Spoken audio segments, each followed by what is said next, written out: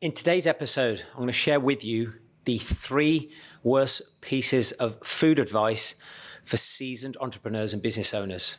And even if you're not an entrepreneur or business owner, I believe this will apply to you, especially if you are in your 40s, 50s, and 60s, and you have other people in your life to think about, and you have a high demanding career, and maybe even work long hours.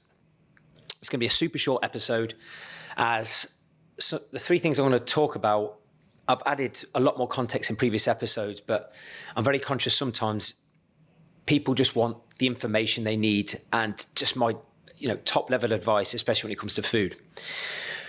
Number 1, I think one of the worst pieces of food advice for the modern day seasoned entrepreneur who has a lot of commitments, a lot of people to think about, is follow a set meal plan.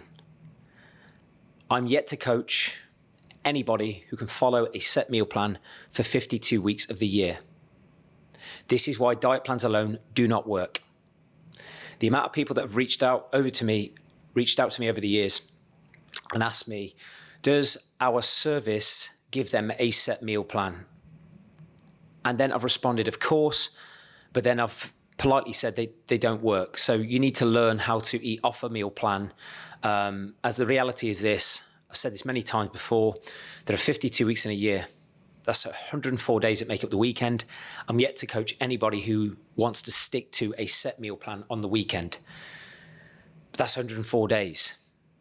Then you got birthdays, then you got Christmas, then you got special occasions and holidays. Before you know it, you've got a third to a half of a year where, and I'm sure this will relate, you don't want to have to follow a set meal plan or eat out of a Tupperware, or even if you did, that option is simply not available. So for me, if you are working with a coach or you're working with an online coach or PT, whoever it is, and they're saying just stick to your meal plan, then it's lazy. It's lazy. There needs to be education and hands-on guidance on how to implement real-world habits, guidelines, eyeball calories, picking off menus, how to eat at hotels, airports, that type of thing, okay? But follow a set meal plan is the biggest, laziest advice, in my opinion, in so many trainers. Number 2, eat a big breakfast. And if you'd follow my content many, many years ago, I probably would have been someone that was stressing that eating a big breakfast was one of the most important things you needed to do to build a good body and stay lean, get strong, optimize performance.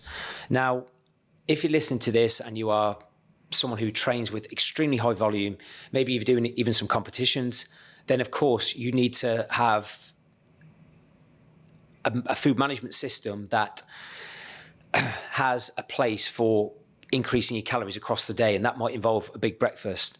But from my experience, most people in their 40s, 50s, and 60s who run a business or an entrepreneur, they are trying to manage their calories significantly more efficiently than what they did in their 20s. And from my experience, I could probably count on one hand how many people we've worked with in the last 5 years that don't want to eat more food in the evening. Why? That's when they're with their family. That's when they're switching off. That's when they're likely to be at social occasions. So instead of eating a big breakfast, which I think makes a large and too large a dent into your daily calories, I believe a better strategy is to manipulate your calorie management, however you do it, so that you are eating at least 50% or 40% minimum of your calories in relation to your goals in the evening. Because your willpower is going to be shot at the end of the day, or you're going to want to reward yourself after a long day. And from my experience, most people's reward system is eating more food. So if you know you're going to eat more food in the evening, the last thing you want to do is eat a bigger breakfast in the morning. Third and final one, just track your calories. Granted, any single person that comes onto our Built to Last program, one of the first things we advocate is, even irrelevant to the meal plan we may have set or initial food guidelines and targets, we do advise track your calories with 100% accuracy, just so you can really see exactly what's going on. But here is the problem when it comes to tracking calories for 99% of the people. most people haven't got a clue how to track calories accurately. So even though they are tracking their calories with the best intentions, if you don't know how to track your calories accurately, then you could be doing that week to week, month to month, scratching your head going, why am I not losing weight? Why am I not looking the way I want to? So if someone is just giving the advice of just track your calories without context, without guidance, without any hands-on advice on how to track calories and portions properly, whether it's to do with protein, carbs, fats, or even hidden sauces and dips, if you're tracking calories when eating out, you will continuously struggle, and you're going to continually be scratching your head going, why am I not changing? So what I would advise is, if you are tracking your calories and you don't have a coach, overestimate your calories. So many people underestimate, right? Underestimate. And I think the stats are somewhat staggering. I think most people underestimate the calories by like 20%.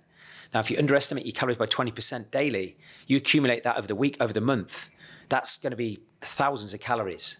And that's going to contribute towards weight gain or prevent you from losing weight and body fat.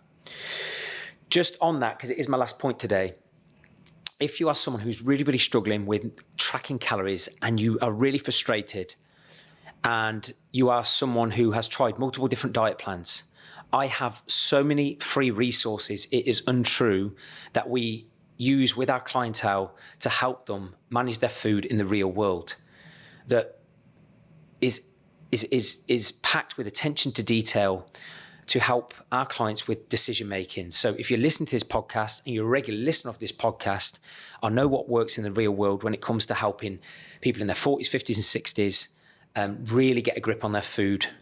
Because the fact is, what worked in their 20s doesn't work now, especially when, if you're like my clients, they've got more disposable income, they like to relax more with food, they've got more eating out opportunities, things like that. So if you are struggling with your food and you've been given this generic advice, which I've shared today, and you want to overcome that, drop me a message on any of my social media channels, and I'd love to be able to help you.